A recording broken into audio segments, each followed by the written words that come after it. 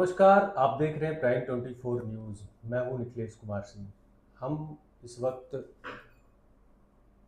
आपके जनप्रतिनिधियों के बीच में जा रहे हैं और आपसे जुड़ा हुआ सवाल सीधा उनसे हम कर रहे हैं। हमारे बीच में एक ऐसी शख्सियत हैं जो किसी पहचान की मोहताज नहीं है। हर कोई इन्हें जानता है, संघर्षशील नेता के रूप में जानता है, जनसेवक के रूप में जानता है। गोविंदगढ़ से जिला पंचायत सदस्य पति के रूप में और बने हुए हैं निर्मला संजीव द्विवेदी उर्फ पिंटू भैया। भैया, हमारे चैनल में आपका पहले स्वागत है। बहुत बहुत नमस्कार निखिलेश भैया, और आपके चैनल के माध्यम से हमारे समस्त परिवारजनों को सादर प्रणाम मेरा। भैया, आपके क्षेत्र में हमने देखा है, जैसे खंडो माता की अगर बात की जाए अभी फिलहाल में, तो पहले क्या स्थिति थी और आपने जिस तरह उस मंदिर का कायाकल्प किया है, माता रानी के दर्शन को आज जो भी जाता है आपकी सराहना करता है। किस तरह का संघर्ष था ये जरा एक बार बताएं। अब यूँ कहना चाहिए निखिलेश भैया कि हमने खंदों को नहीं बनाया, खंदों ने हमें बनाया।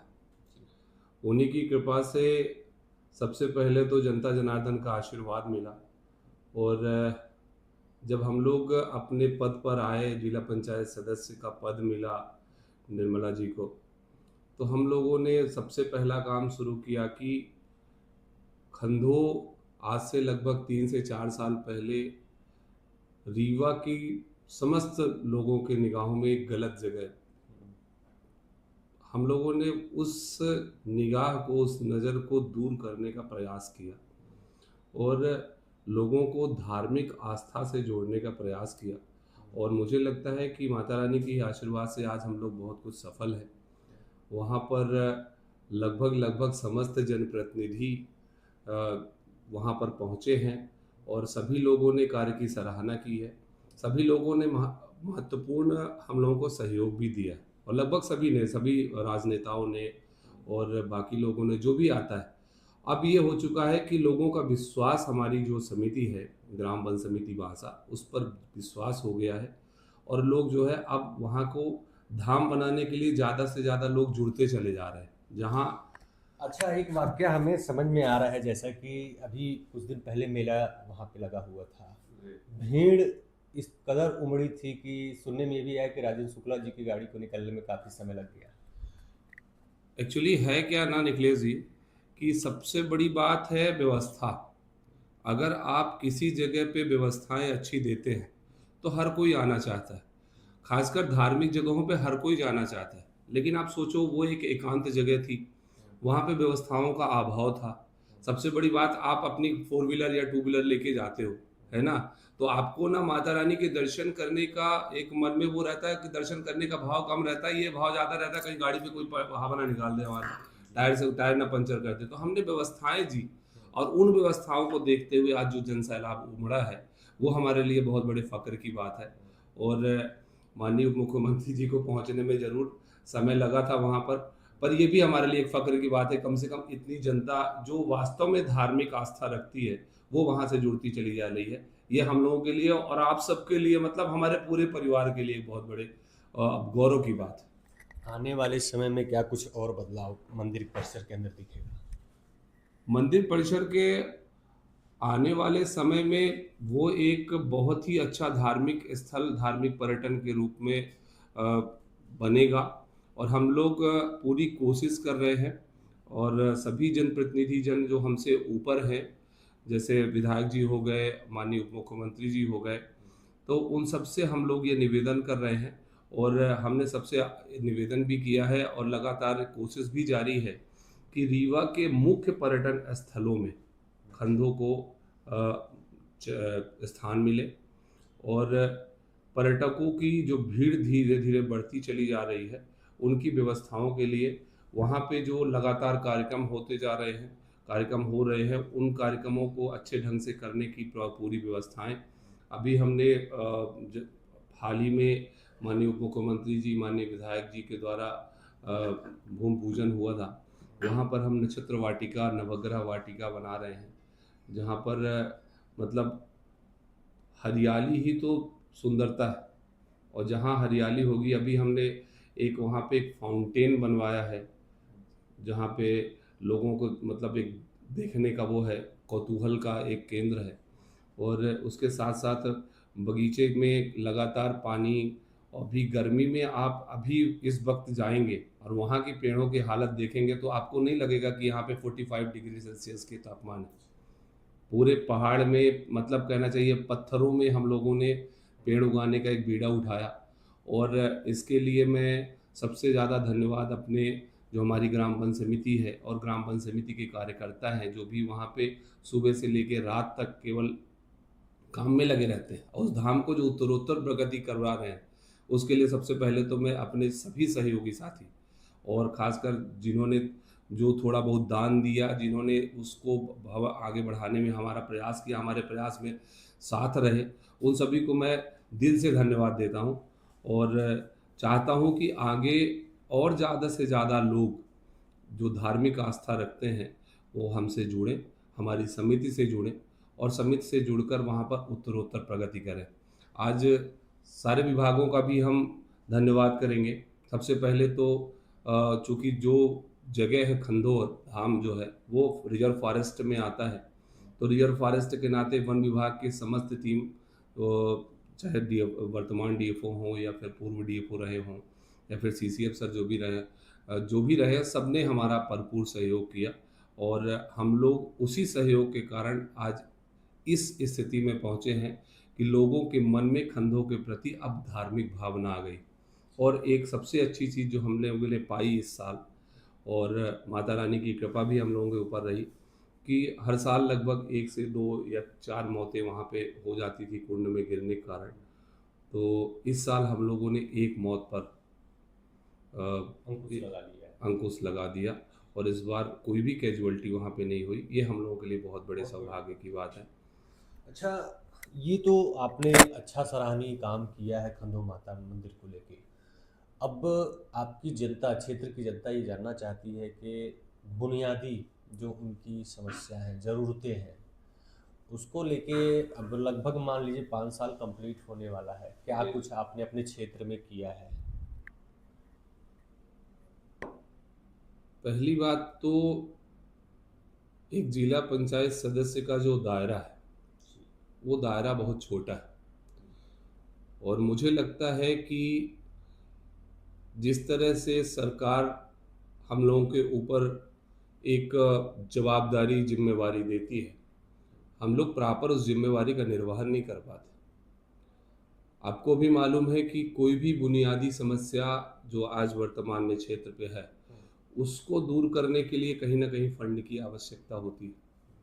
और इस मामले में एक जिला पंचायत सदस्य, मेरे जैसे 32 जिला पंचायत सदस्य है यहाँ पे पूरे रीवा ज़िले में, अभी मऊगंज अलग हो गया तो कुछ कम हो गया, लेकिन सभी के साथ एक सबसे बड़ी परेशानी जो है, हमें एक लिमिटेड फंड मिलता है। हमारे पास 20-20, 22-22 पंचायतें होती हैं और एक पंचायत को देने के लिए हमारे पास उतना फंड नहीं होता। हम 5 साल हमारे पूरे हो जाते हैं और अपनी पूरी ग्राम पंचायतों को हम लोग सहयोग नहीं कर पाते। उसका सबसे बड़ा कारण ये है कि हम लोगों को 15 में वित्त में ज़्यादा से ज़्यादा 10 लाख 15 लाख रुपए मिलते हैं। अब 15 लाख रुपए को अगर हम डाइवर्ट करते हैं 20 पंचायतों में 10 लाख को, तो 10 लाख को कितना होता है? 50-50 हज़ार रुपये। और उस 50 हज़ार रुपये में आप सोचो कि कौन सी बुनियादी समस्या को हम पूरी कर सकते हैं। तो ये एक परेशानी है, लेकिन फिर भी जहाँ तक मेरी बात है तो मैंने अपने क्षेत्र पे एक बिजली विभाग का कॉन्ट्रैक्टर होने के नाते, जो जनता की चौथी और सबसे बड़ी समस्या आज की डेट में बन चुकी है, और जनता की कहना चाहिए कि एक ज़माना था जब ये लोग कहते थे कि जीने के लिए रोटी, पानी, है ना, घर, ये 3 चीज़ें महत्वपूर्ण थी। आज की डेट में मुझे लगता है इन तीनों से ऊपर जो है बिजली सबसे ज़्यादा महत्वपूर्ण हो गई है। तो अभी मैंने एक कॉन्ट्रैक्टर होने के नाते जैसे ट्रिपल RDSS योजना हमारे यहाँ आई और भी जो योजनाएं हमारे यहाँ आती है, तो विभाग से समन्वय बना के हम लोगों ने कोशिश की है कि क्षेत्र से बिजली का जो समस्या है, वो समस्या कभी दूर तो नहीं होगी, पर जो भी छोटी मोटी समस्या है थोड़ा थोड़ा करके हम लोग दूर करने का प्रयास कर रहे हैं। जिला पंचायत का जो फंड है उसको हम लोगों ने कोशिश की है कि अच्छे कार्यों में दें, और अभी भी जितने भर हम लोगों ने कहा, खासकर मैंने अपने निर्मला जी ने अपने क्षेत्र पे दिए हैं, वो सभी जेन्युइन हैं, और लगभग लगभग उन सभी में काम भी चालू है, और उससे लोगों को फ़ायदा ही हुआ है।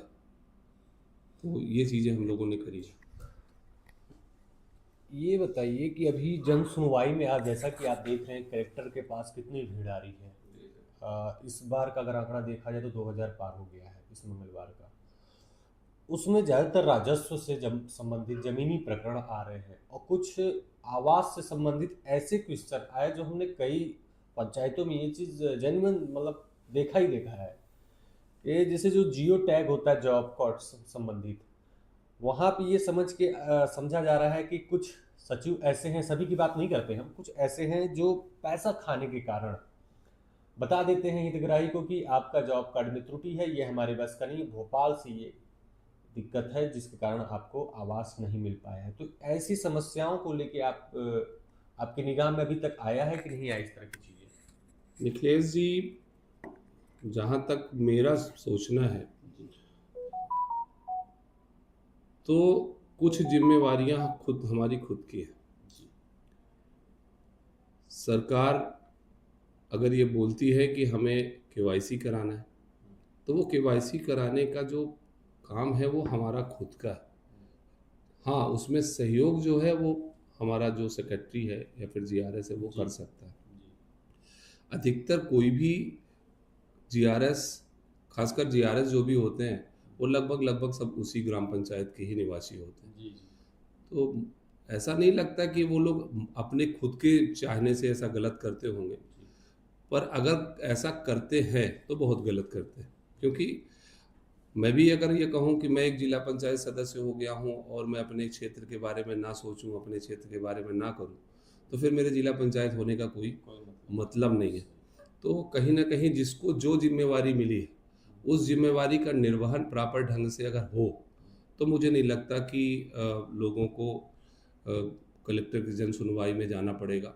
प्रॉपर सरपंच जो होते हैं, सरपंच अगर प्रॉपर देख रेख करे, वहाँ पे जो निचले तबके का कर्मचारी है, खासकर हमारे जैसे राजस्व विभाग में पटवारी हो गए, आरआई हो गए, हमारे पंचायत विभाग में हमारा सेक्रेटरी हो गए, जीआरएस हो गए, अगर ये लोग प्रॉपर ढंग से लोगों के साथ जुड़े, लोगों का काम करें, और करते भी है, ऐसा नहीं है, सभी लोग करते हैं और मन लगा के करते हैं। उसमें मेन चीज़ जो होती है वो सहयोग की होती है। हम खुद उसमें सहयोग करें, और सहयोग के साथ साथ जो सरकार की नीतियाँ रीतियाँ आती जाती हैं, उनसे हम रूबरू कंटिन्यू होते रहें, तो निश्चित रूप से कहीं ना कहीं हमको उसका फल मिलेगा।